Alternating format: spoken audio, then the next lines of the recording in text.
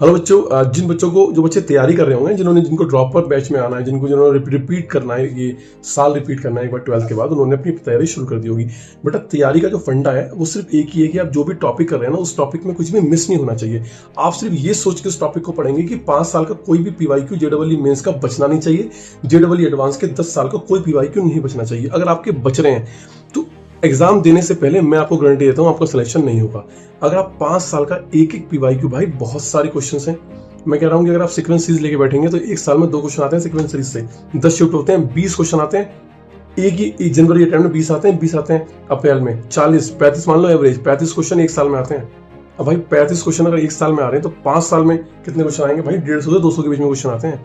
150 से 200 क्वेश्चन तो सिर्फ सीक्वेंस सीरीज के हैं। भाई क्वेश्चन बहुत है, 2,500 से 3,000 क्वेश्चन होते हैं। 2,500 से 3,000 क्वेश्चन है।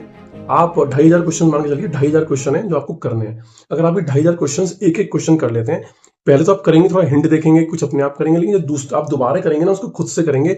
अगर आपने 2,500 क्वेश्चन खुद से लगा लिए दूसरी बारी में और एडवांस के 10 साल के लगा दिए, भाई आपका सिलेक्शन कोई नहीं रोक सकता। कोई सिंगेस, कोई ब्लैक बुक, कोई विनय कुमार की बुक, कोई अरिहंत की बुक, कोई कुछ नहीं करने की। ये पीवाईक्यू ही आपका सिलेक्शन कराएंगे और आपका लॉजिक बिल्डअप करेंगे। लेकिन उसके लिए आपको किसी इंस्टीट्यूट से जुड़ना होगा, या फिर आपको यूट्यूब पे जितने भी वन शॉट वगैरह या फ्री कंटेंट पढ़ा है वहां से आपको हर टॉपिक का एक सब टॉपिक पढ़ना होगा।